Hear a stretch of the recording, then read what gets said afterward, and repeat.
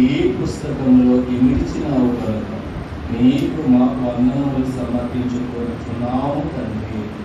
ఆమేన్. దయచేసి కూర్చోనండి.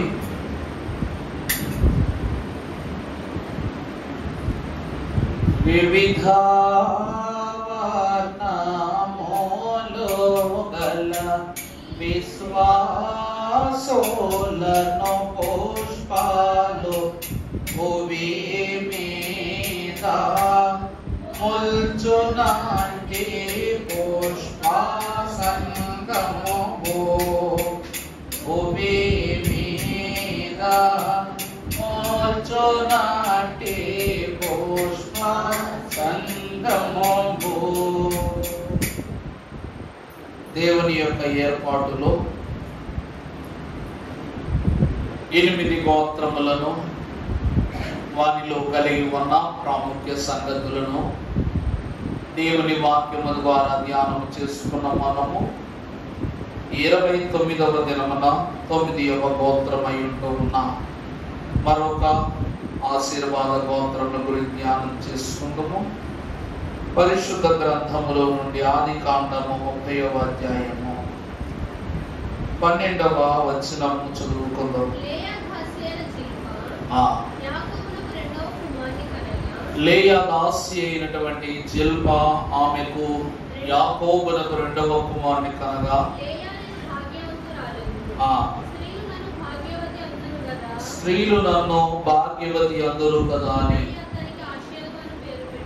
చాలండి, చిన్న ప్రార్థన చేసుకుంటాం.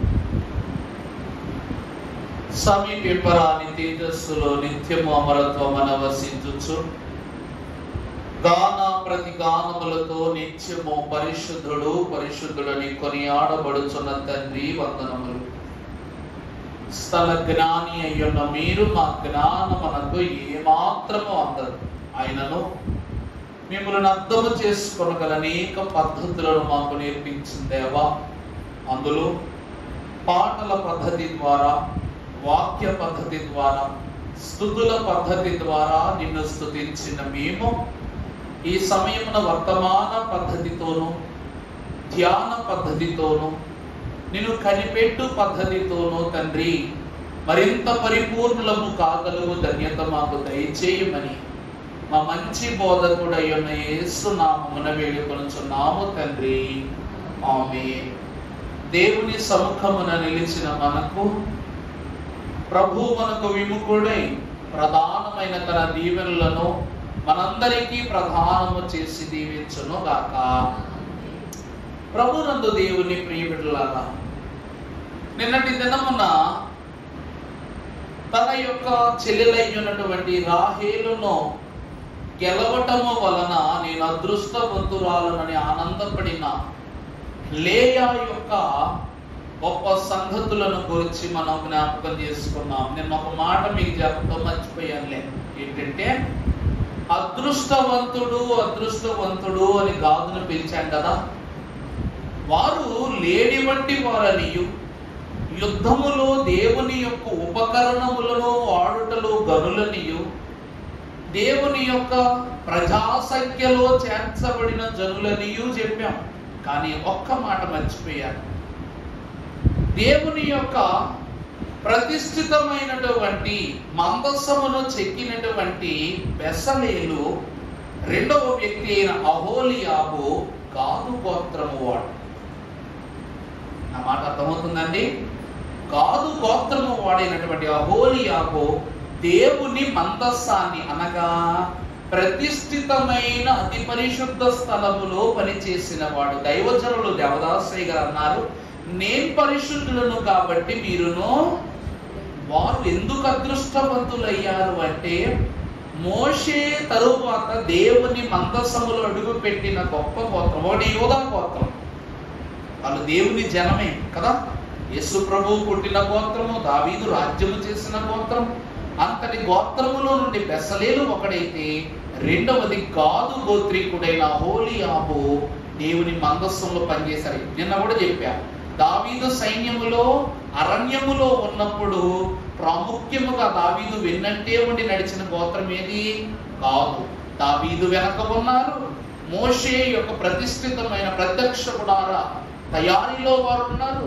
వాళ్ళెవరనగా శిల్పకారులు. దేవుని మందసాన్ని రూపు చెక్కినటువంటి గనులు గనక వారు నిజముగానే అదృష్టవంతులు. అంతటి అదృష్టవంతులమును ఈ యొక్క లేయా పొందుకొనిన తరువాత ఆ ఆనందము అత్యధికము కాగలుగునట్లు కొద్ది దినాలలోనే తరువాత ఆమె ఏమై తన యొక్క దాసి అయిన జిల్పా మరలా గర్భము ధరించింది. ఈసారి అదృష్టము కాస్త భాగ్యమైపోయింది. అదృష్టం ఏమైపోయిందండి? భాగ్యమైపోయింది. మీకు ఒక లాటరీ తగలగానే నేను అదృష్టవంతుని అంట 100 మందిలో, మరలా అదే లాటరీ నీకు మళ్ళా తగిలిందనుకో ఎవరివి? భాగ్యవంతుడివి. మేళ్ళు పలుసార్లు జరుగుతూ ఉంటే వారు భాగ్యవంతులు. దేవదాసయ్య గారు అన్నారు, ఈ యొక్క ఆషేరు గోత్రము బైబిల్ మిషన్ సంఘము 2 జంట కవలలంట. ఈ ఆషేరు గోత్రము వారు బైబిల్ మిషన్ జనులు కూడా జంట కవలలు వంటి వారు. ఎందుకో చెప్పనా?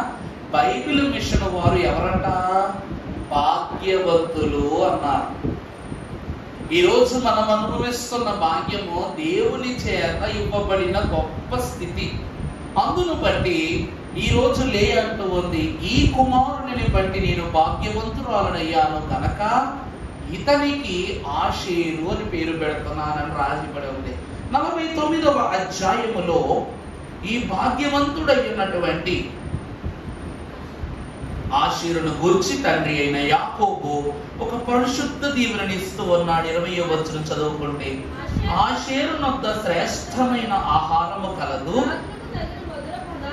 రాజులకు తగిన మధుర పదార్థములు అతడిచ్చును. చాలండి.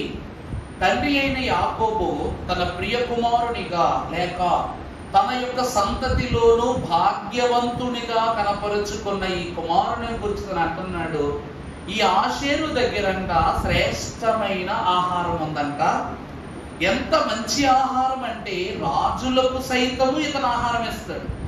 నిజానికి రాజు ఆహారం పంచుతాడు, కానీ రాజులకే ఆహారం ఇవ్వగలిగేంత గొప్ప వాళ్ళంట ఈ ఆషేరు గోత్రీకులు. దైవజనులు అంటూ ఉన్నారు ఈ మాటను గురించి, రాజుకే శ్రేష్టమైన ఆహారాన్ని ఇవ్వగలిగామంటే అది ఖచ్చితంగా ఈ భూలోకానికి సంబంధించింది అయితే కాదు. రాజులు పంచపక్ష పరమాన్నాలు తింటారు రోజు. వాళ్ళు వాళ్ళ జీవితంలో కావలసిన ప్రతి రుచిని వాళ్ళు తీసుకుంటారు. వాళ్ళకు ఉన్నటువంటి ఘనస్థితి అది. కానీ అంతటి కంటే గొప్ప ఆహారాన్ని పెడుతున్నారంటే ఖచ్చితంగా అది ఈ లోకాహారము కాదు. దైవజనులు అందుకే పాటలో రాశారు, భోజనము వడ్డించును రాజే స్వయముగా దేవరాజే. యేసుక్రీస్తు ప్రభువును పేరిట ఈ లోకమునకు వచ్చిన రక్షకుడు మనకు వడ్డించినది సామాన్యమైన భోజనం అయితే కాదు. ప్రభు మనకు రొట్టె పెట్టారు, రెండవదిగా ద్రాక్షరసం పెట్టారు. ఇదే రొట్టె ఇదే ద్రాక్షరసం ఎప్పుడు ప్రభు ఎవరికి పెట్టలేదా? పెట్టారా? పెట్టలేదా? ఎప్పుడు? కొండ ప్రసంగమైన తరువాత 5,000 మందికి రొట్టెలు పంచారు లేదా? మరి ఆనాడు వాళ్ళందరూ తిన్న ఆహారం అంతా గొప్పది కాకుండా ఈ ఆహారంలో ఇంత ప్రత్యేకత ఎందుకు ఉంది? అంత మాత్రమే కాక ప్రభు అయిన యేసుక్రీస్తు ప్రభు పలు ప్రయాణాలు చేసినప్పుడు, పలు స్థానములకు పలు వింతైనటువంటి క్రియలు జరిగించినప్పుడు ఎందరికో ఆకలి గల వారలకు అప్పములు దయచేశారు ప్రభు. బేతనీయ గృహములో కూడా ఎన్నో మార్లు విందు చేశారు ప్రభు. జక్కయ్య గృహానికి వచ్చి విందు చేశారు ప్రభు. చేశారా లేదండి? చేశారా? నేను నీ ఇంటికి నేనే వస్తాను, నువ్వు ఆహ్వానించనక్కడ నేనే వస్తానని చెప్పి ప్రభు ఇంటికి వెళ్ళి రక్షణను తన ఇంటికి ఇచ్చి పలు రకాలైనటువంటి పదార్థాలను ప్రభు పుచ్చుకున్నారు. రెండవది, యాకోబు యొక్క బావి యొద్ద సమరయ స్త్రీని నీరడిగి ఆమె యొక్క దప్పిక, ఆమె ప్రభు యొక్క దప్పికను, ఆమె పాపమును తొలగించి తీర్చుకున్నారు. ప్రభువు ఎంతో మందికి ఆత్మీయాహారాన్ని, శారీరకాహారాన్ని కూడా పెట్టారా లేదా? ఈ లోకములో భక్తులు అంటూ ఉన్నారు ఏమిటంటే, రాజులు రుచి చూడని పదార్థం ఉండదు, కానీ వారు చూడని పదార్థం ఏదైనా ఉన్నదంటే అది ఇహ సంబంధమైనది కానీ కాదు. వాక్యంలో చదువుకుందాం. ఇర్మియా గ్రంథము 15వ అధ్యాయము 16వ వచనము చదువుకున్నట్లయితే, నీ మాటలు నాకు దొరకగా నేను వాటిని భుజించి తిని. చూసారా, చాలండి. వాక్యం ఏమంటుంది? రాజులకే ఆహారము పెట్టగలిగే గోత్రము ఆషేరు గోత్రం. యిర్మీయా భక్తుడు అంటున్నాడు, నాకు నీ మాటలు దొరకగా నేను వాటిని ఏం చేశాను? భుజించి తిని. అంటే దేవుని మాట ఏమై ఉన్నది? శ్రేష్టమైన ఆహారమైనది. మీరు నా వంక తెల్ల మబ్బులు కమ్మినట్టు చూడొద్దు. మత్తయి 4:4 మనుష్యుడు రొట్టె వలన కాక దేవుని నోట నుండి వచ్చు ప్రతి మాట వలన. అర్థమైపోయిందా? మీకు ఒక ఉదాహరణ ఎక్స్ట్రా చెప్దామని యిర్మీయా గ్రంథం తీశారు. డైరెక్ట్ గా మత్తయ్య చెప్పుంటే బాగుండేదేమో. నీ మాటలు నాకు దొరకగా నేను భుజించి తినియను. ఎందుకు ఆ మాటలు అంత ఘనమైన స్థితి ఉన్నదంటే, యేసు మాటలో ఎంతో బలం ఉంది కాబట్టి.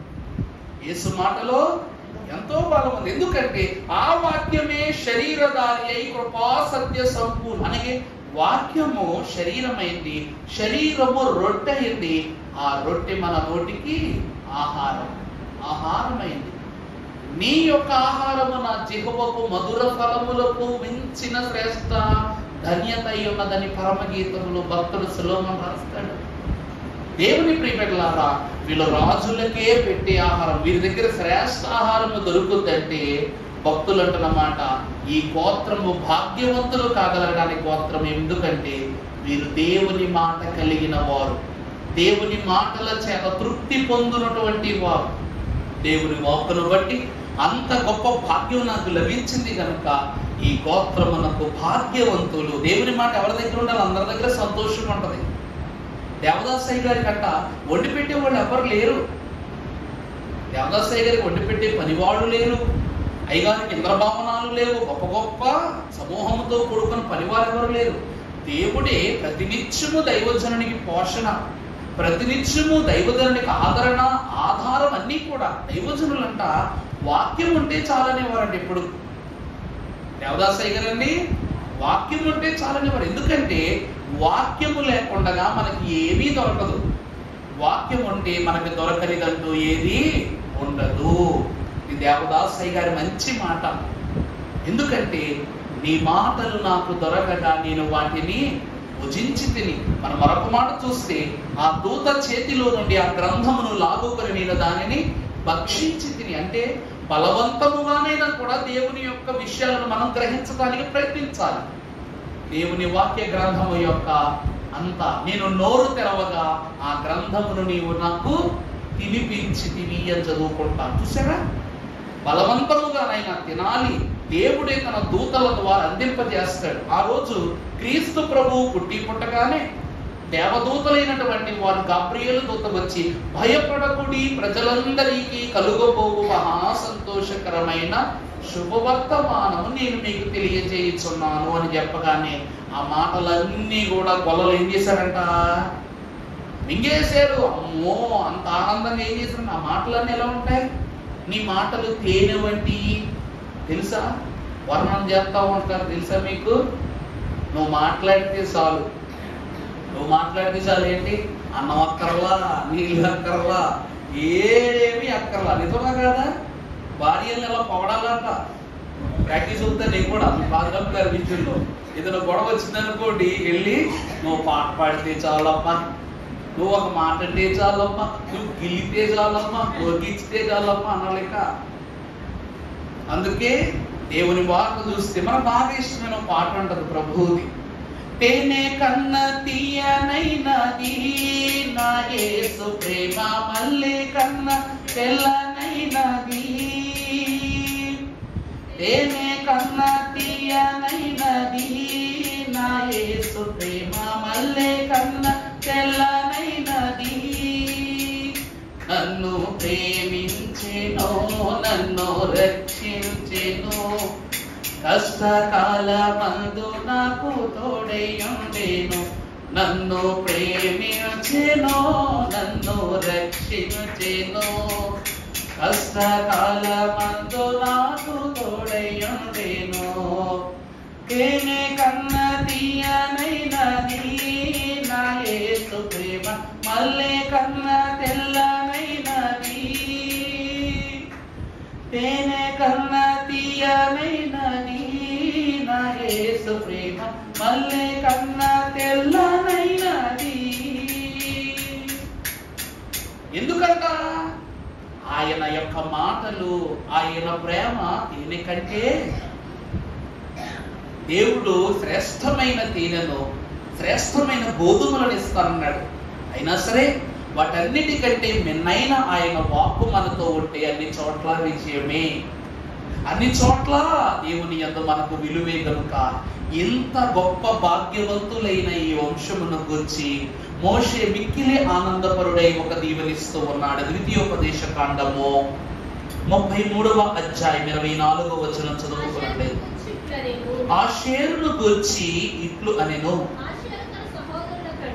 ఆషేరు తన అందరి సహోదరుల కంటే అతను తన సహోదరుల కంటే కటాక్షమును పొందును, తన పాదములను నీ కమ్ములు ఎత్తడివియు ఇనుమువియు. చాలండి దేవుని ప్రేమిలారా, అన్ని గోత్రముల కన్నా మిన్నగా ఈ యొక్క ఆషేరు ఆశీర్వదింపబడును అంటున్నాడు. అన్నిటికంటే మిక్కిలి కటాక్షమును పొందును అని అంటున్నాడు. మూడవది, ఇతడు ఇత్తడి కమ్ములు కలిగిన వాడు, ఇనుము అంత పటిష్టమైన వాడు. ఇత్తడి స్వస్థతకు గుర్తు. ఇత్తడి దేనికి గుర్తండి? స్వస్థత. అందుకే మోషే మహాభక్తుడు సర్పములు కాటు వేసినప్పుడు ఇత్తడి సర్పాన్ని చేసి దీనిని ఎవరు చూచెదరో వారు బ్రతుకుదురు అంటాడు. ఈ రోజు మనం ఇట్లాంటి సిమెంట్లతో కట్టేసుకుంటున్నాం, కానీ యెరూషలేములో కొన్ని దేవుని యొక్క మందిరములో ఇంకా కూడా ఆ నారు కట్టించిన ఆ యొక్క కరుణాపీఠం అలాగే మెయింటైన్ చేస్తున్నారు. కారణం ఏంటో చెప్తాను. ముందు ఆ యొక్క తుమ్మ కర్రకు ఇత్తడి రేకును చుడతారు. ఏం చుడతారండి? తుమ్మ కర్ర. ఎందుకు అంటే తుమ్మ కర్ర మానవునికి గుర్తు గనక. తుమ్మకర్ర దేనికి గుర్తండి? మానవునికి గుర్తు.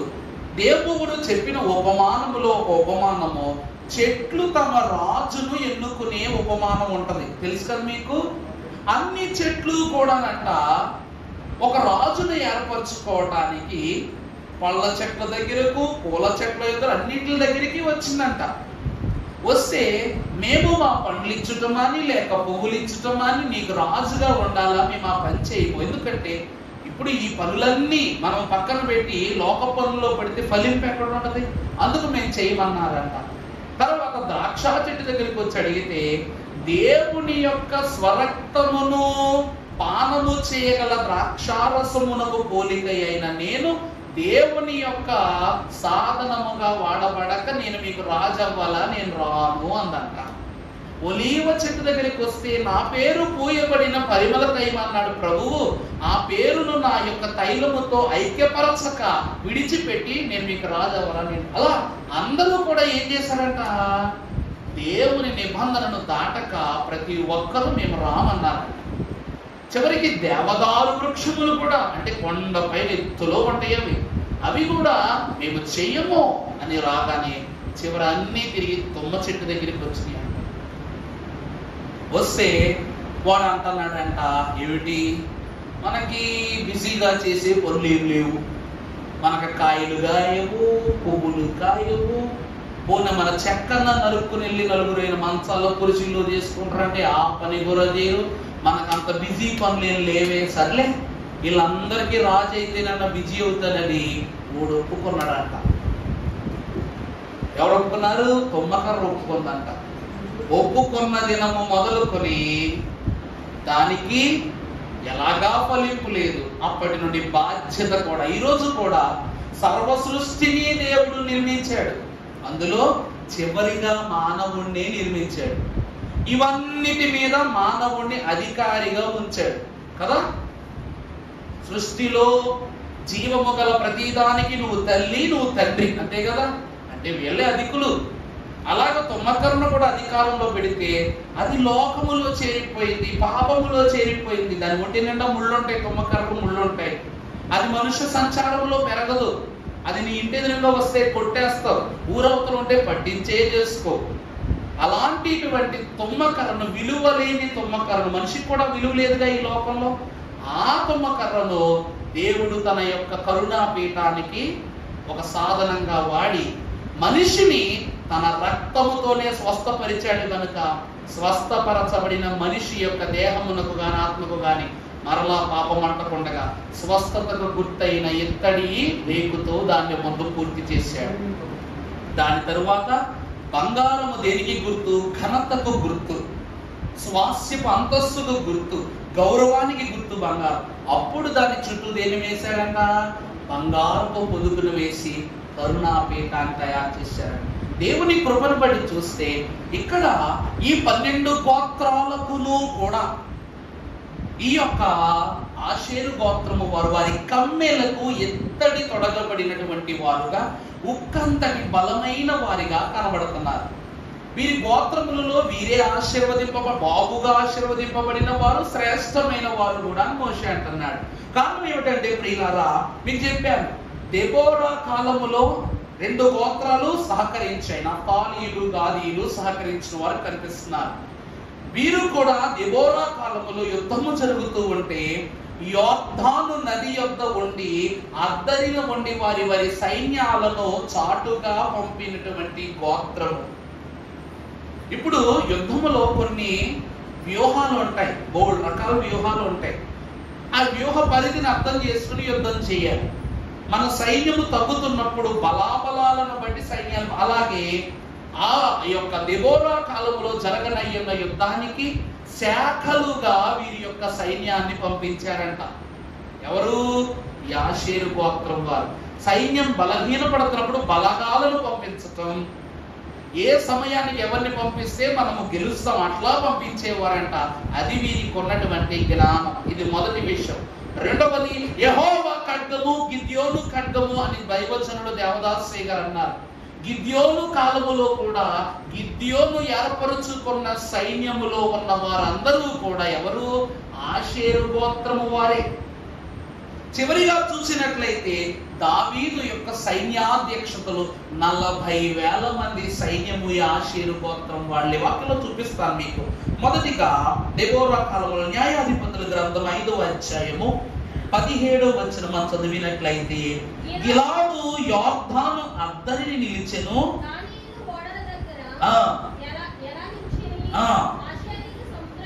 ఆషేరీయులు సముద్ర తీరమున తమ తమ అఖాతముల యొద్ద ఏల నిలిచి. చూసారా? అఖాతముల యొద్ద అనగా విభజింపబడుట. సముద్ర తీరమున యోర్దాను యొక్క అద్దరిన శాఖలుగా నిలిచియుడుట అనే మాట మనకు అక్కడ కనబడుతుంది. ఇక రెండవది చూస్తే 7వ అధ్యాయము న్యాయాధిపతుల గ్రంథము మా ప్రారంభం నుండి చదువమ్మా. అనగా గిద్యోనును అతనితోనున్న జనులు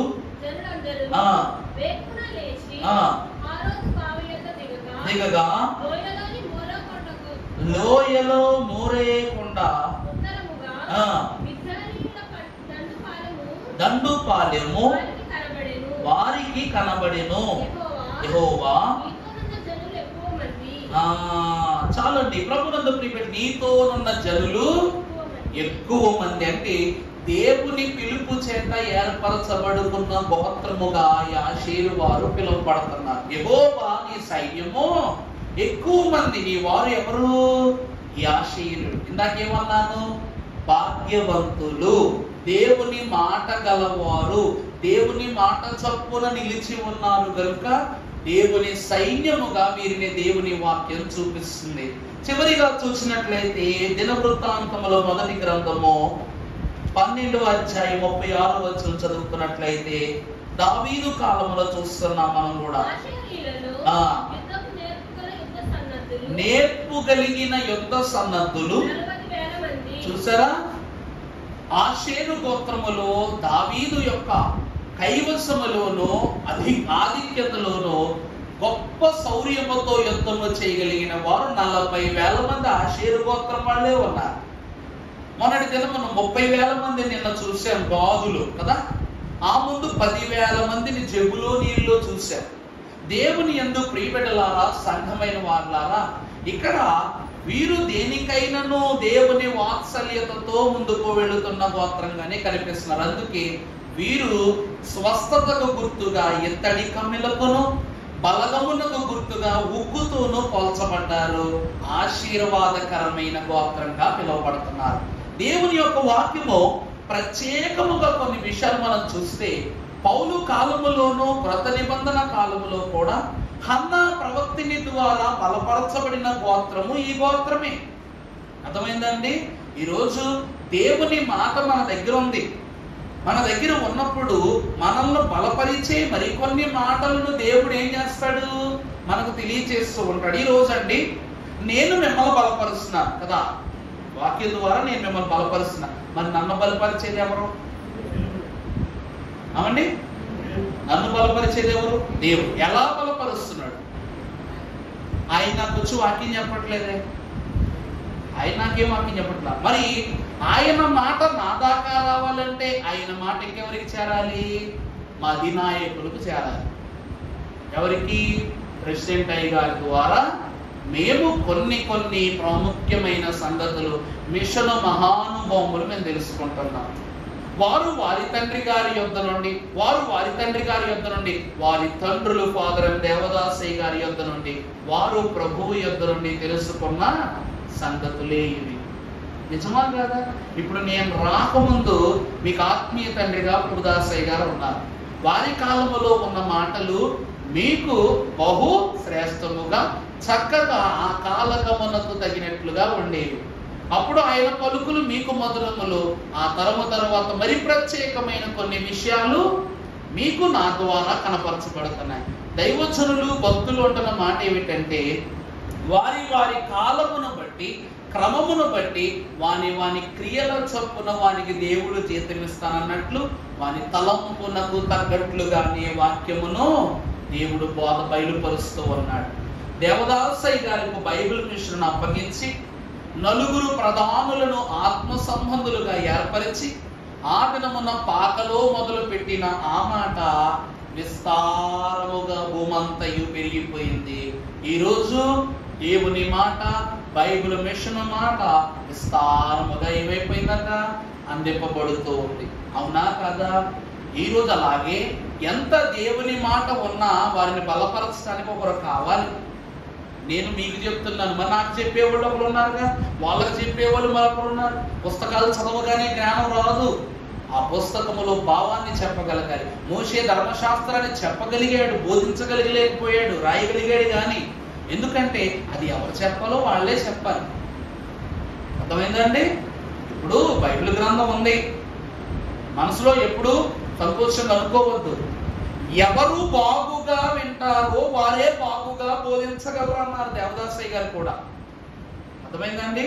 బాగా ఎవరు వింటారో, బాగా ఎవరు తలుచుకుంటారో, బాగా ఎవరు ఆత్మలో స్థిరపరుచుకుంటారో వారే బోధించగలరంట. అందుకే వినుట, విశ్వసించుట, ఆజ్ఞకు విధేయులవుట అన్నారు. వినగలిగిన వానికి 30 పంట. రెండవది విశ్వసించడం అంటే విని రాసుకోవటం, ఆ మాటల జాగ్రత్త పొందుపరుచుకోవటం విశ్వాసం అంటే, అది 60 పంట. మూడవది ఆజ్ఞకు, విన్న వాక్యము రాసుకున్న వాక్యములో మనం ఏమైపోవాలి? ఇమిడిపోవాలి. ఇమిడిపోతే అది ఏ పంట? 100 పంట. అప్పుడు నువ్వు విన్నది, రాసుకున్నది, నీలో ఇముడ్చుకున్నది నలుగురికి బోధించగలవా లేదా? ఈరోజు మేము రాసుకునే ప్రతి వాక్యాలు అధికారులైన వారు మా క్లాసులో చెప్పిన జ్ఞానం, ఆ జ్ఞానంతోనే మరికొన్ని ప్రసంగాలు తయారు చేసుకోగలం. ఆ తయారు చేసుకున్న విషయాలకు బహు ఉదాహరణలు స్థిరపరచి మీకు బోధించగలుగుతున్నాం. అదే అంటుంది, ఇంతటి గనుడైన ఆషేరుకు కూడా హన్నా ప్రవక్తిని గొప్ప బోధ చేసినంత వాటిలో చూద్దాం. లూకా సువార్త 2వ అధ్యాయం 36వ వచనం చదువుకున్నట్లయితే, మరియు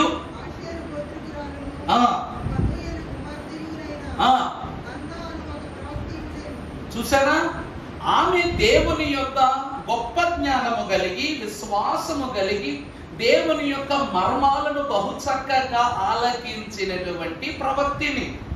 అర్థమైందండి? ఏ గోత్రమును భాగ్యవంతులు అన్నారో, ఏ గోత్రమును బట్టి దేవుడు ఆశీర్వాద అంతస్తునిస్తున్నాడో, ఆ గోత్రముల నుండి కొత్త నిబంధన కాలములో హన్నా ప్రవక్తిని, ఆషేరు గోత్రీకురాలైన హన్నా అనే ప్రవక్తిని ఏర్పరచుకున్నాడు.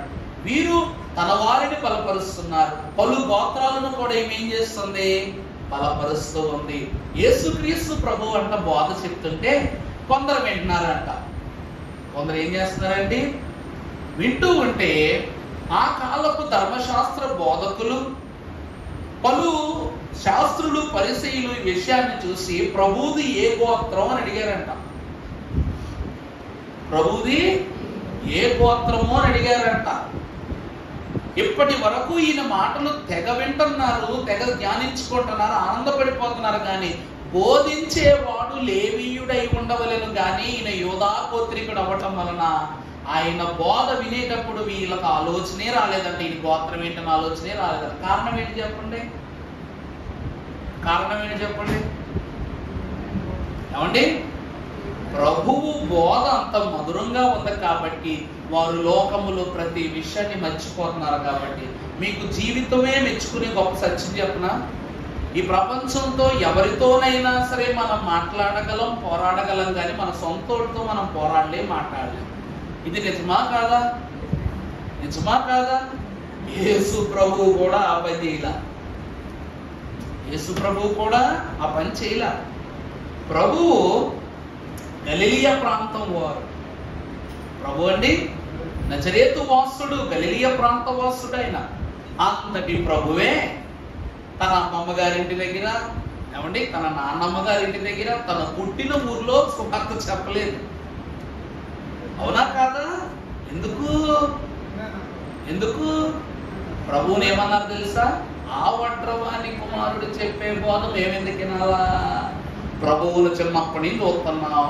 ఆయన పెరగడం తెలుసు, ఆయన పుట్టడం తెలుసు. ఎందుకంటే ప్రభువు జన్మించక ముందే తల్లి అయిన మరియను ఆమె కన్యక గర్భము ధరించటను బట్టి సమస్తము లోకం ఎరుగును గనుక, ఎరుగును బట్టి ఆ ప్రభువు నువ్వెవరో అడిగితే నా తల్లి పేరు మరియా అని చెప్తే వాళ్ళు ఏమంటారు? తక్కువ చేసి చూస్తారు. లోకపు తీరే అది కదమ్మా. దేవుడు నిజానిజమునకు వస్తే లోకపు తీరే అది. అందుకే ప్రభు ఈ లోకములో తన స్వంత గ్రామమైనటువంటి, స్వల్ప గ్రామమైనటువంటి ప్రాంతములకు కూడా ఆయన ఏం చెప్పలా? బోధ చెప్పలేదు, సేవ చేయలేకపోయాడు. ఈ దేశంలో అన్ని ప్రాంతాలు ప్రభువును, ప్రభువు యొక్క మాటలను కనపరుస్తున్నాయి. కానీ ఒక మంచి విషయం ఏంటో తెలుసా? ఇక్కడి నుండి విదేశాలకు వెళ్ళే చాలా బలపడిపోతారు ఎవరైనా. అలాగే ప్రభువు కూడా వేరే ప్రాంతమునకు వెళ్ళి తన యొక్క కీర్తిని, ప్రతిష్టతను స్థాపన చేసి తన సొంత గ్రామానికి విలువ తీసుకొచ్చాడు. అర్థమైందండి? మనం ఈ ఊర్లోంచి బయటికి వెళ్ళి బాగుపడితే మా ఊరోడయ్యా, మా ఊరోడయ్యా అంటారు. అవునా కాదా? ప్రభువు కూడా 15 ఏళ్ల వయస్సులో వెళ్ళిపోయి 30 ఏళ్ల వయస్సులో బాప్తిస్మ క్రమము దగ్గర మనకు కనబడి 15 ఏళ్ళు పరిశుద్ధాత్మ పొందికను, ఆశీర్వాదాన్ని పొందుకొని తదుపరి 3.5 సంవత్సరాలు కూడా సంఘము విలువను స్థిరపరిచి దేవుని కుమారుడు అనిపించుకున్నారు. అప్పటి నుండి అందరూ ఏమన్నారు? యేసుక్రీస్తు ప్రభు మావాడంటే మావాడు, మావాడంటే మావాడు, మావాడంటే మావాడు. అది 30 ఏళ్ల కాలమైన వడ్రవాణి కుమారుడే. ఎప్పుడైతే పరిశుద్ధాత్మ ప్రమేయం మీదకి వచ్చిందో అప్పటి నుండి లోక రక్షకుడు 30 ఏళ్ళు వడ్రవాణి కుమారుడు అనిపించుకున్నాడు ప్రభు. అందుకే దైవజనులు అంటూ ఉన్నారు, స్వంత వారిని, అందుకే ఇంటిని గెలిచాకే బయటికి వెళ్ళి రక్షను గెలవాల వాక్యములో కూడా. ఎందుకంటే ఎంత వాక్యం చెప్తాం, అన్ని విషయాలు చెప్తాం. మా అమ్మ నాకు ఎట్ట తింటుందో తెలుసా? కొన్ని విషయాల్లో, రే ఈరోజు నువ్వు వాక్యంలో తప్పు చెప్పావురా, లేకపోతే పలానా వాక్యంలో పలానా పదాలు వాడుతున్నావురా, జాగ్రత్త అని అమ్మ ఏం చేస్తుంది? ఫోన్ చేసిన వీడియో పెడుతున్నాను కదా. అందుకే తస్మాత్ జాగ్రత్తగా ఉండాలి దేవుని మాట చెప్పేటప్పుడు. హన్నా ప్రవక్తిని దేవుని బోధన పొందుకొని ఆ గోత్రములో నుండి సేవ చేసిన గొప్ప ప్రవక్తినిగా కనూయేలు కుమార్తె అయిన హన్నా. తర్వాత మనం చూసినట్లయితే ఇంతటి గొప్ప స్థితిలో తన తండ్రి అయినటువంటి యాకోబు నా కుమారుడు రాజులకే ఆహారం ఇచ్చువాడు అని రాశాడు. నా కుమారుడు ఎవరు? రాజులకు ఆహారం ఇచ్చేవాడు రాశాడు కనుక ఎవరు ఈ రాజులను మనం చూస్తే ఎహెజ్కేలు గ్రంథము 3వ అధ్యాయము ప్రారంభం నుండి చదువమ్మా. మరియు నరపుత్రుడా నీకు కనబడిన దానిని భక్షించుము. ఈ గ్రంథమును నువ్వు భక్షించి ఇశ్రాయేలీల యొద్దకు పోయి అది దేవుని వాక్యం అంటూ ఉంది. ఈ గ్రంథమును నువ్వు భక్షించి నీ జనులకు ఇశ్రాయేలీల యొద్దకు నువ్వు వెళ్ళి దాన్ని బోధించు. ప్రభువునందు ప్రియబిడ్డలారా, ప్రభువైన యేసుక్రీస్తు ప్రభు చిన్నప్పుడు గలిలయ నుండి ముందే ఆయన పసిబాలుడుగా ఉన్నప్పుడు దేవాలయంలో బోధ చేసేవారు కదా. తన సొంత ఊరిలో ప్రభు ఏం చేసేవారంట?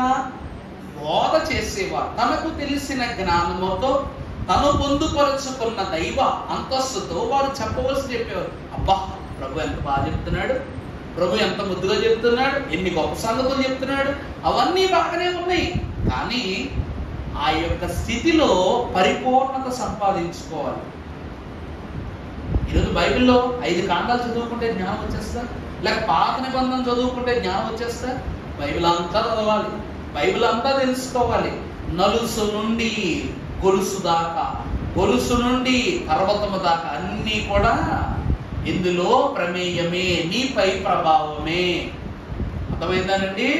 ఈ లోకములో సముద్రము నుండి సూర్యమండలం దాకా అన్నిటి విషయంలోనూ నీకేముంది? నీ పైన ప్రమేయం ఉంది, వాటి ప్రభావం నీ పైన ఉంది. అందువలన దేనిని కూడా ఎప్పుడు అంచనా వేయకూడదు. ఈ లోకములో చిన్న మొక్క ఔషధాన్ని ఇస్తుంది, చిన్ని విత్తనమైన పెద్ద మహావృక్షం అయిపోదు. అలాగే ప్రభువు విత్తనముగా ఉన్నప్పుడే తన గ్రామములో తన బోధలు వినిపించి మహాగరుడు అనిపించుకున్నాడు. ఆ తరువాత 15 ఏళ్ల కాలము దైవ గ్రంథమును పరిపూర్ణముగా ఈ లోకానికి చిక్కలేదు. ప్రభు యొక్క ఆలోచన ఈ లోకానికి చెక్కలేదు. అందుకే మనుషుల కంటపడకుండా సిద్ధపడ్డాడంట ప్రభు 15 ఏళ్ళు. అందుకే ప్రభువు పుట్టింది 15 ఏళ్ల వయసు వరకునే కొత్త నిబంధనలో ఉందాకో, తరువాత 15 సంవత్సరాలు మనం చూడం. ఈరోజు నాకు ఎప్పుడు అనిపిస్తూ ఉంటుందో వాక్యంలో, ప్రభువా నువ్వు 15 ఏళ్ల వయసులో వెళ్ళిపోయి 30 ఏళ్ల వయసులో తిరిగి వచ్చావు. ఈ 15 ఏళ్ళు నువ్వు ఎక్కడున్నావో, ఎలా ఉన్నావో, ఎవరితో ఉన్నావో, ఏం నేర్చుకున్నావో నాకు చెప్పు. ఎందుకంటే 15 ఏళ్ళు మొదలుపెట్టి 30 ఏళ్ల మధ్యలో మన వయసు ఉంది కాబట్టి, ఇక్కడ చాలా మంది యవనస్తులు వాళ్ళ వయసు ఉంది కాబట్టి, అలాంటి జీవితం నువ్వు ఎక్కడ గడిపావో, ఎలా గడిపావో మాకు నేర్పించినైనా, మాకు తెలియజేయనైనా. ప్రార్థనలో ప్రతి ఒక్క విషయంలో తెలుసుకునేది అదే, మా అమ్మకు చెప్పే విషయం కూడా అదే. దేవుణ్ణి అడగాలి, తెలియని విషయములను దేవుని అడిగి తెలుసుకొనగలడు. అదే విశ్వాస యొక్క కర్తవ్యం. అలా వెళ్ళిన ప్రభువు ఈ గ్రంథములో ఉన్న అన్ని విషయాలను తెలుసుకుని 30 ఏళ్ల యవ్వనస్తుడిగా తిరిగి వచ్చి అప్పుడు బోధించాడు. ఇదిగో నేను ధర్మశాస్త్రమును కొట్టివేయటానికి కాదు, నెరవేర్చడానికి వచ్చాను. 15 ఏళ్ళు ఈ ధర్మశాస్త్రములో నెరవేర్పేంటో ప్రభు తెలుసుకున్నారు. అర్థమైందా అండి? ఆయనకు తెలియని విషయాలు, తెలిసిన విషయాలు 15 ఏళ్ళు చెప్పారు. తెలియని విషయాలను తండ్రిని అడిగి తెలుసుకోవడానికి వెళ్ళిపోయారు. మనుష్యుల కంటికి పద్మాసు ద్వీపములో యోహాను ప్రభువుతో ఎలా ఉన్నాడో 15 ఏళ్ళు ప్రభువు కూడా తండ్రి సహవాసములు అలాగే ఉన్నారు. దేవదాసయ్య గారు అంటూ ఉన్నారు, ఎప్పుడు కూడా నీవు దేవుని మాట వినాలి, దేవుని పలుకులను విశ్వసించాలి, దేవుని ఆజ్ఞల కొరకు పరిగెత్తాలి, అప్పుడే నువ్వు పరలోక వాస్తవ్యుడవుతావు అన్నారు. అందుకే ఈ రోజున కూడా అదే పాటలో ఉంటది, పని పాటలకు కరువైనట్టి దినములు వచ్చినవి, క్రీస్తు తన విశ్వాసులను కొనిపోవు తరుణము వచ్చినది అన్నారు. అందుకే ఈ 15 సంవత్సరాలు సంఘమును ఏ రీతిగా పరలోకముని కొనిపోవాలి, ఈ పాప భారములను ఎలా తొలగించాలంటే ఎంత నెరవేర్పు కొరకు ప్రయాసపడాలన్నది 15 ఏళ్ల కాలం ప్రభు స్థిరపడ్డారంట. చాలా మంది ప్రభు 15 ఏళ్ల వయసు గురించి మాట్లాడరేంటో తెలియనప్పుడు తెలుసుకోవటమే, అంతే తప్ప వదిలేయకూడదు. వాక్యములో ప్రతి క్షణము కూడా పవిత్రమే.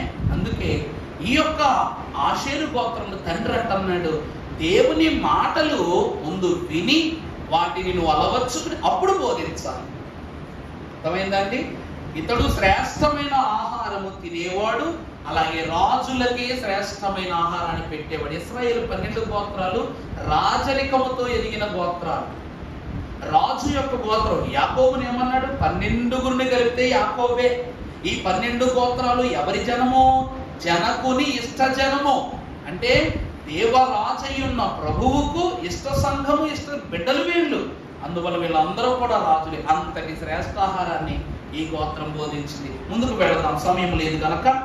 ఇక్కడ ఈ రాజులు ఎవరు అంటే ప్రియులారా, పేతురు రాసిన మొదటి పత్రిక 2వ అధ్యాయము 9వ వచనం చదువుకున్నట్లయితే, అయితే మీరు చీకటిలో నుండి ఆశ్చర్యకరమైన గుణాతిశయములను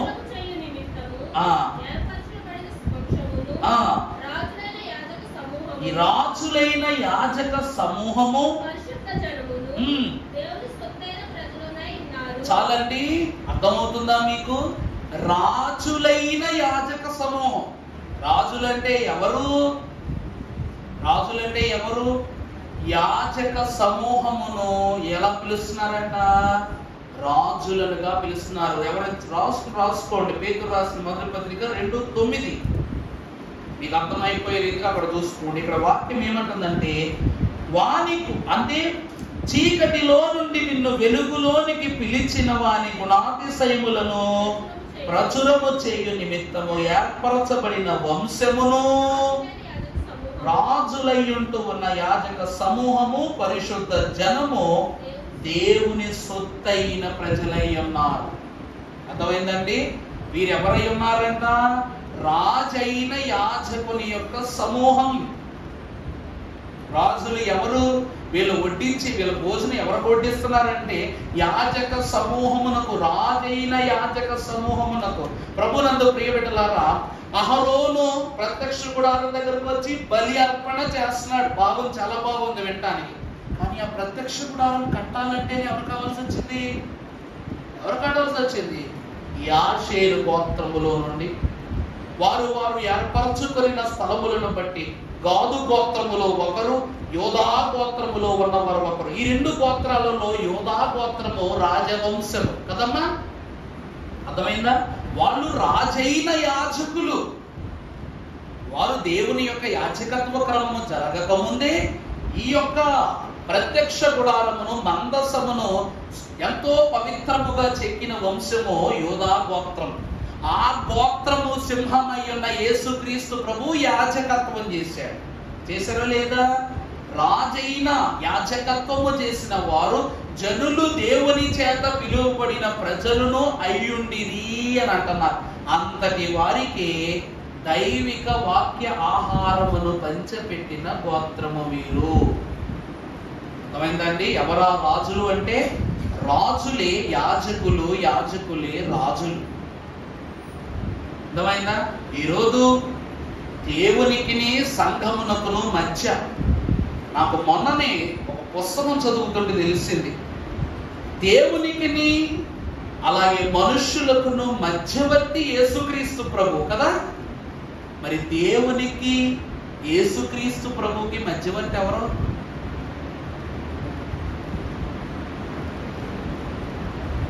మాట అర్థమైందమ్మా? తండ్రికి సంఘానికి మధ్యవర్తి ఎవరు? యేసు ప్రభు. మరి యేసు ప్రభువుకి తండ్రికి మధ్యవర్తి ఎవరు అమ్మా? పితాకి పుత్రునికి మధ్య వికసించిన వాడు సాతానుడు. ఎవరండి? సాతాను. ఈ లోకానికి కుమారుని రప్పించినది ఎవరంటే సాతాను పెట్టిన శోధనే. కాదనొక్కలు చెప్పండి, కాదనొక్కలు చెప్పండి.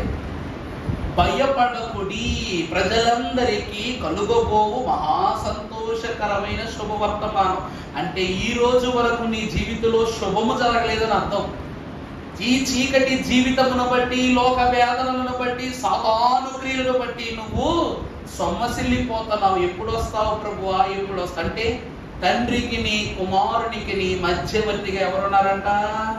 సాతానుడు. వికసించిన వాడు సాతానుడు. తండ్రి పుట్టగానే కుమారుడు పుట్టలా. తండ్రి జనించిన తరువాత సాతానుల నిర్మాణం చేశాడు, లూసిఫర్ నిర్మాణం చేశాడు. ఆ తర్వాతే అందుకే అంత్యక్రీస్తు ఎవరో? సాతానుడే. అక్కడ క్రీస్తు అని రాయబడి ఉంది కదా, వాడు మొదటి క్రీస్తుగా కనబడుతున్నాడు. యేసుక్రీస్తు ప్రభు యొక్క జనన వివరాన్ని కాసేపు ప్రక్కన పెడితే, తండ్రి సృజించిన తరువాత సృష్టిలో మొట్టమొదటి ఏర్పాటు లూసిఫరే. అందుకే అతడు అంత్యకాలములో కూడా క్రీస్తుగానే పిలువబడుతున్నాడు. అర్థమైందండి? ఈ లోకములో ఎవ్వరూ వెళ్ళలేని చోట్లకు వెళ్ళటానికి తల్లి అయిన మరియమ్మ గర్భము ద్వారా యేసుక్రీస్తు ప్రభుని ఏర్పరిచినట్లు లోకములో దేవదూతలు కూడా సంచరించలేని చోటుకు దేవుడు ఎవరిని పంపిస్తాడంట? సాతాను పంపిస్తాడంట. అర్థమైందండి? లోకములో మనుషులు దూతలు కూడా సంచరించని ప్రదేశాలు ఉంటాయి. అలాంటి ప్రదేశాలకు దేవుడు ఎవరిని పంపిస్తాడంట? సాతానుడు పంపిస్తాడంట. సాతానుడు కూడా దేవుని పనివాడి ఇప్పటికీ కూడా. అందుకే క్రైస్తవ సంఘం అనే కీర్తనలో సాతాను దెయ్యాలు సంఘ కార్యములకు సాధనములేనని మీకు తెలుసునా అన్నారా లేదా?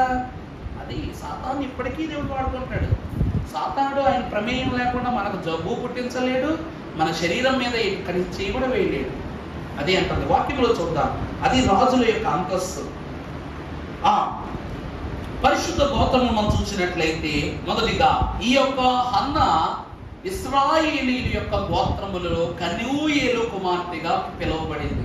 ఆమె ఇశ్రాయేలీయుల యొక్క విమోచన కొరకు యూదా ప్రధానిగా వచ్చిన యేసుక్రీస్తు ప్రభు యొక్క బోధలకు మిక్కిలి ప్రియురాలుగా కనబడుతుంది కదా. ప్రభు కాలంలోనే ఉంది ఈమె.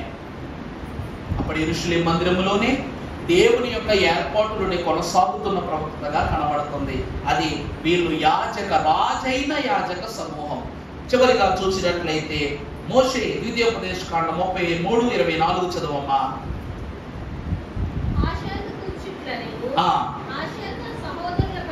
ఆషేరు తన సహోదరుల కంటే ఎలాగా చదువు.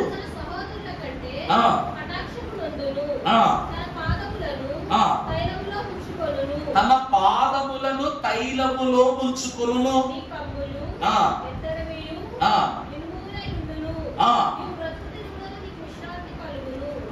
చాలండి. ఇక్కడ 3 దీవెనలు కనిపిస్తున్నాయి. వీరి పాదములు తైలములో ముంచబడిన పాదములుగా, రెండవది వీరి యొక్క కమ్ములు అనగా చెప్పులు.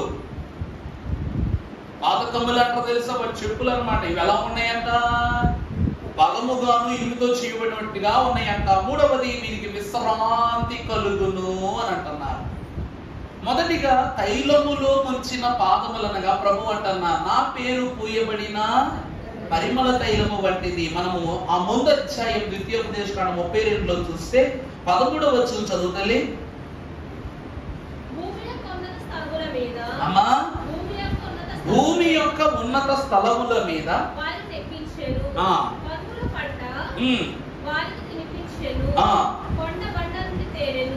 కొండ బండ నుండి తేనెను, చెక్కుముకి రాతి బండ నుండి నూనెను అతనికి జురించెను. దైవజనులు పరమభక్తులు వాక్యంలో ఒక మంచి మాట అంటున్నారు. సుగంధ తైలము కన్నా మంచి పేరు మేలు. చూసారా? ఈ గోత్రము తైలము భూభాగాన్ని సంపాదించుకున్న గోత్రం. అర్థమైందండి? చెక్కుముకి రాళ్ళు ఉన్నటువంటి తైలపు స్థలములో వీరి పాదాలు అక్కడ స్వాస్యంగా ఇచ్చాడు. వీళ్ళు అక్కడ నడిచే స్థలాన్ని దేవుడు ఎలా ఇచ్చాడంటే బహుమానంగా ఇచ్చాడంట. పరలోకం వెళ్తాం. ఇప్పుడు మెడలో వేసుకుని తిరిగే ప్రతి బంగారం మీద అతిశయపడిపోతున్నాం, కానీ ఇదే బంగారం రేపు పొద్దున పరలోకంలో నీ కాళ్ళ కింద ఉంటుందంట. నువ్వు బంగారపు వీధుల్లో నడుస్తావు, బంగారపు నేలపై నడుస్తావు, సారముపై నడుస్తావు. అర్థమైందండి మీకు? దేవుని యొక్క తైల భాగ్యము అంటే తైలము దేవుని పేరు. నువ్వు అడుగుతుంటే ప్రతి చోట కూడా దేవుని పేరు నీతో ఉన్నట్టే అర్థం. అర్థమవుతుందన్నమాట. ఈరోజు నీ పేరు పూయబడిన పరిమళ తైలం అంటున్నాం. వీళ్ళు ఉండే భూభాగమే తైలపు భూభాగం. అంటే వీళ్ళు ఆ తైలపు నేలపైన ఎక్కడ నడిచినా కూడా దేవుని పేరు ఎవరికి ఉన్నట్టు? వీళ్ళకు ఉన్నట్టే. రెండవదిగా చూస్తే చదువమ్మా మాట 33:24. సహోదరుల కంటే కటాక్షం పొందును, కమ్ములు ఇనుపవియు ఇత్తడివిని అయ్యుండు. రెండవది, నీ యొక్క కమ్ములు అనగా నువ్వు కాళ్ళకు వేసుకునేటువంటి జోడు ఏదైతే ఉందో అది ఇత్తడిది. రెండవది ఇనుము. ఇత్తడి స్వస్థతకు ఈ మధ్య డాక్టర్లు చెప్తున్నారు, మీరు ఎప్పుడైనా హాస్పిటల్లో ఉన్నప్పుడు రౌండ్స్ తిరిగే డాక్టర్లు ఉంటారు ప్రైవేట్ హాస్పిటల్లో, పేషెంట్ అబ్జర్వేషన్ చేయడానికి వస్తారు కదా, అప్పుడు వాళ్ళ కాళ్ళకు చూడండి. డాక్టర్లు అంటానికి చెప్పులు వేసుకోరు, ఇష్టం వచ్చి చెప్పులు వేసుకుంటారు. వాళ్ళ కాళ్ళు ఎప్పుడు తెల్లగా ఉంటాయి. చూసారా మీరు ఎప్పుడైనా? ఏ హాస్పిటల్కి వెళ్తే ఏ గమనిస్తాను నేను ఎక్కువ. అప్పుడు ఒకసారి అడిగారు, డాక్టర్ గారు ఈ చెప్పులను ఎక్కడ కొన్నారంటే, ఇవి ఇక్కడ కాదండి, పలానా డాక్టర్ గారు నాకు సజెస్ట్ చేశారంట. డాక్టర్ సజెస్ట్ చేశారంట. అందుకే వాళ్ళ కాళ్ళకు మడవ నొప్పులు ఉండటాలు, నరం లాగటాలు అట్లాంటివి ఉండవు. ఇళ్లలో కూడా చెప్పులు వేసుకునే తిరుగుతారు కదా, నిజమా? నేను కూడా ఇప్పుడు వాడతాను చెప్పులు. డాక్టర్ ఆర్తో చాలా నొప్పులు తగ్గింది నాకు, డాక్టర్ గారు చెప్పి. అంటే ఇక్కడ జోడు అనే పదం ఎందుకు వాడబడుతుందంటే, ఎఫెసీ పత్రిక 6వ అధ్యాయంలో దేవుడు సమాధానమును జోడునిచ్చాడు దావీదుకి. చూద్దాం వాక్యంలో 6:15 చదువమ్మా. ఎఫెసీ 6:15. పాదములకు సమాధాన సువార్తయ్యున్న సిద్ధ మనస్సును జోడు తొడుగుకొని. దావీదు గొలియాతు ఎదుట ఎలా నిలబడ్డాడంట? సమాధానమును సిద్ధ మనస్సు కలిగిన జోడు తొడుగుకొని నిలవబడ్డాడు. తన ఎదురుగా అంతా దేవుడు. ఇత్తడి అనగా స్వస్థత, దీనిని చూచిన వారు బ్రతుకుదురు అన్నాడు మోషే. అనగా ఈ దినమున అంతటి సువార్తను జోడును ధరించుకుని దావీదు గొలియాతు ఎదుట దావీదు ధైర్యముగా నిలబడ్డాడు. సిద్ధ మనస్సును సమాధానమును జోడు ధరించుకున్నాడు. చివరిగా చూస్తే కీర్తన గ్రంథం 23 చివరి వాక్యం చదువుకుందాం. నేను బ్రతుకు దినములన్నీయు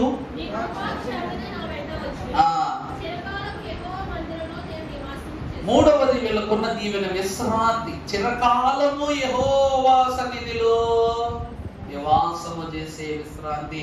ఆ విశ్రాంతి వీరికి దేవుడిస్తున్న భాగ్యం. 3 దీవెనలు చూసారు ఎలా ఉన్నాయి మోషే ఇచ్చినాయి. మొదటి దీవెన ఏమిటి? తైలపు భూభాగం. మనకి ఏ కష్టం వచ్చినా తైలం రాసం పడుకుంటాం. అలాంటిది తైలమే వీళ్ళ పాదాల కింద ప్రవహిస్తుందంట. అట్లా అలా అడుగు పెట్టిన ప్రతి చోట కూడా దేవుని పేరు రాజిల్లిపోతుంది. రెండవది సువార్త సమాధానం అనే జోడు తొడుక్కున్నారన్నమాట. ఇటువంటి బలహీనతలు చెడు వాళ్ళ పాదాలకు అంటదు. మూడవది, వీరు బ్రతుకు దినములన్నీ కూడా కృపాక్షేమముల వెంట వస్తాయి. చిరకాలము వీరు యెహోవా సన్నిధిలో నివాసం చేస్తారు అన్న ప్రకారముగానే దేవుని వాక్యమును బట్టి ప్రకటన గ్రంథం 7వ అధ్యాయములో లెక్కింపబడిన వారి సంఖ్యలో ఆయుక్తము చేయబడిన వారు 12,000 మందిగా వీరు కనపడుతున్నారు. ప్రభునందు దేవుని ప్రియమిత్రులారా, ఈ గోత్రం గురించి ఎంత తెలుసుకున్నాం? మీరు చెప్పండి, వీళ్ళు భాగ్యవంతులా కాదా? భాగ్యవంతులా కాదా? తైలం అంటే దేవుని పేరు. ఆ పేరు ఎప్పుడు వీళ్ళ దగ్గరే ఉండిపోయింది. వీళ్ళ పాదాలకు ఎప్పుడు పాపం అంటనే కూడా దేవుడు. చెప్పులు ఎందుకు వేసుకుంటాం? చెడు అంటకుండా వేసుకుంటాం. దేవుడు స్వస్థతనిచ్చే జోడును, అలాగే స్థిరమైన జోడును. ఇంక మా చెప్పులు నువ్వు మార్చక్కర్లా, ఆ చెప్పును నువ్వు ఇంకా మార్చనక్కర్లా. దేవుని యొక్క ఏలికలో లోకమనే జోడును విడిచిపెట్టేసి మండుచున్న పదయుద్ధ దగ్గరకు వచ్చాడు మోషే. నీ జోడు విడిచిపెట్టాయి అన్నాడు. ఎందుకంటే దేవుడు సువార్త అనే జోడు తొడిగాడు మోషే. తొడిగాడా లేదా? అప్పటి నుండి వాళ్ళ పాదాలు అరగలేదు, చెప్పులు అరగలేదు అని వాక్యం చదువుకుంటున్నాం కదమ్మా. మోషేకి ఆ జోడు తొడిగాడు దేవుడు. అందును బట్టి ప్రియులారా, మనందరము కూడా బైబిల్ మిషన్ వారు భాగ్యవంతులే. మన తైలము కొన్న గొప్ప సంగతి ఏంటో తెలుసా అండి? ఇది దైవజనుల పేరిట, దేవుని పేరిట, దేవుడిచ్చిన ఘనమైన ఏర్పాటు పేరిట ఏర్పరచబడి తయారు చేస్తున్న తైలం. మీరు ఎక్కడికి వెళ్ళి చూడండి, ఎంత డబ్బా ఇస్తారు, 50 రూపాయలు తీసుకుంటారు. తెలుసా మీకు? తెలుసా? నేను కించుపరిచే విషయం కాదమ్మా. 4-5 డ్రాప్స్ వేస్తారు, 50 రూపీస్ 60 రూపీస్ చెప్తారు. ఈ తైలము స్థిరంగా వాడుకుంటే మనం మామూలు కదనుకోండి, నీళ్ళల్లో పాలల్లో బలహీనత వచ్చినప్పుడు మూత్రం మనం తాగేస్తాం. అప్పటికి ఇప్పటికీ కూడా ఈ తైలము మన వైద్యమునకు సంపూర్ణ ఔషధంగానే పనిచేస్తుంది. అప్పటికి ఇప్పటికీ తైలములు సైజు మారలా, ఇందులో ఉన్నటువంటి ఆశీర్వాదం కూడా మారలా. దైవజనులు దేవదాసయ్య గారు అన్నారు, ఈ తైలము దేవుని యొక్క చెయ్యి అన్నారు. దేవుడంటే దేవుని యొక్క చెయ్యట. అది అనునిత్యము కూడా నీ తల అద్దుతుంది. అందుకే అనుదినము నా తల అంటి విసుగో కొనక తొడచును నా కన్నీళ్ళని అన్నారు. కనుక నాకేమి కొదువా. అందుకే ప్రియబిడ్డలారా, భాగ్యవంతులు మనమైన మనకు ఏ బాధ వచ్చినా బైబిల్ మిషన్ వారిగా మనకు దైవజనుల తైలం ఉంది. రెండవది, ఈరోజు అమోఘమైనటువంటి దేవుని యొక్క సువార్త నిమిత్తము వేసి ప్రతి అడుగులు బైబిల్ మిషన్ చాటుతూనే ఉన్నాము ఆ సువార్తని జోడుతూ. మూడవదిగా, దేవుని యొక్క ఏర్పాటును బట్టి మన చిరకాల నివాసము ఎక్కడ ఉన్నది? ఆయన సన్నిధిలోనే. గనుక అట్టి సన్నిధి నివాస భాగ్యము రాకడలో చేరనయున్న మనందరకును మన బిడ్డలకును మహిమా సంగతులుగా ప్రభు అందింపజేసి దీవించును గాక. ఆమేన్.